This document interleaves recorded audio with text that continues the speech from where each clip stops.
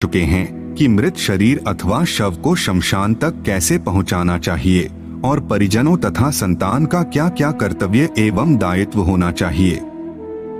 आज की इस प्रस्तुति में हम यह जानने का प्रयास करेंगे कि मनुष्य की मृत्यु होने के बाद आत्मा कितने दिन तक घर में रहती है, गरुड़ पुराण क्यों करते हैं और आत्मा कितने दिन बाद यम मार्ग पर चलने के लिए बल प्राप्त करती है।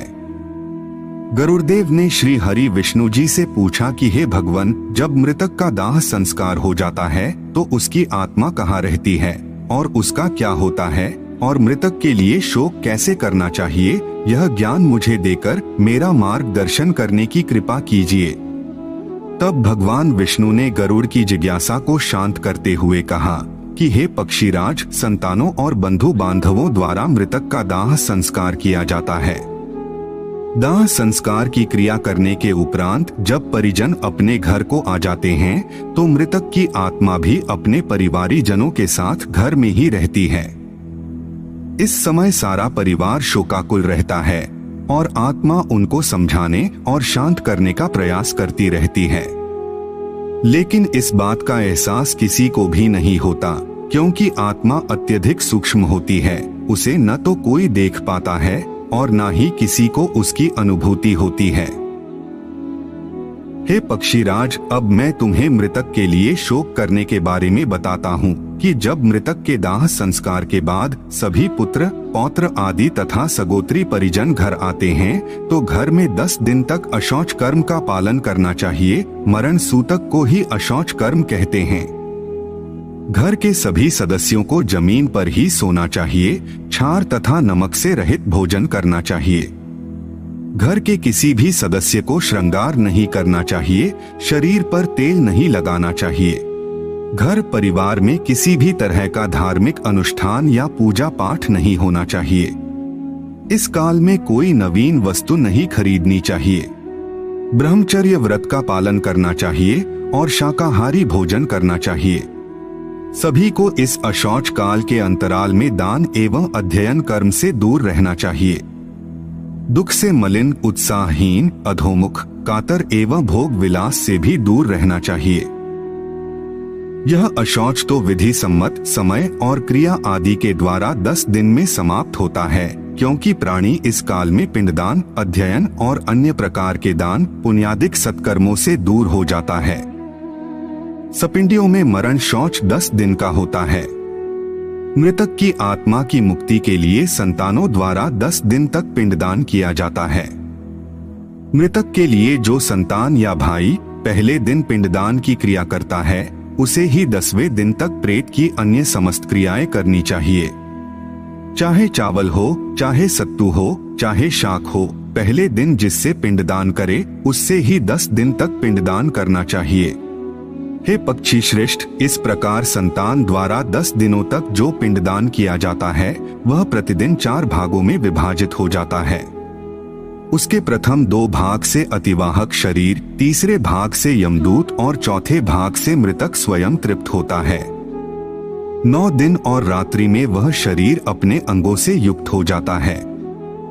प्रथम दिन के पिंडदान से प्रेत के शिरोभाग का निर्माण होता है। दूसरे दिन के पिंडदान से उसके कान, नेत्र और नाक की उत्पत्ति होती है। तीसरे दिन के पिंडदान से क्रमशः कंठ, स्कंध, बाहु एवं वक्षस्थल, चौथे दिन के पिंडदान से नाभि, लिंग और गुदा भाग तथा 5वें दिन के पिंडदान से जानु, जंघा और पैर बनते हैं। इसी प्रकार छठे दिन के पिंडदान से सभी मर्मस्थल, 7वें दिन के पिंडदान से नाड़ी समूह, 8वें दिन के पिंडदान से दांत और लोम तथा 9वें दिन के पिंडदान से वीर्य एवं 10वें दिन के पिंडदान से उस शरीर में पूर्णता आ जाती है और उसे भूख प्यास का आभास होता है।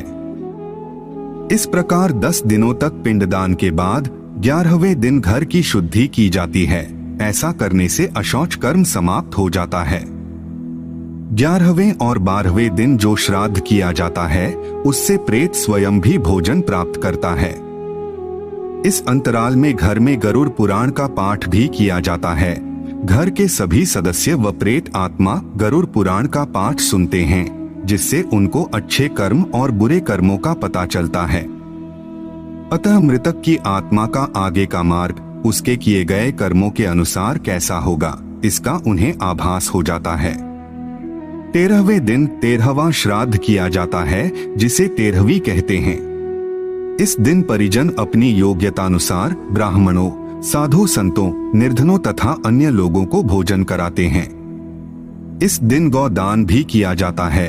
अन्न, दीप, जल, वस्त्र और अन्य जो कुछ भी वस्तुएं दान में दी जाती हैं, वे सभी सपिंडीकरण तक प्रेत शब्द के संबोधन से संकल्पित होने पर ही प्रेत को तृप्ति प्रदान करती हैं। इस प्रकार सभी क्रियाएं संपन्न होने के बाद आत्मा सभी परिवारजनों, संतानों और बंधु बांधवों को आशीर्वाद देकर शांत और प्रसन्नचित हो जाती है और सभी प्रकार के मोह बंधनों से मुक्त होकर यमदूतों के साथ यमलोक के यात्रा मार्ग पर निकल पड़ती है।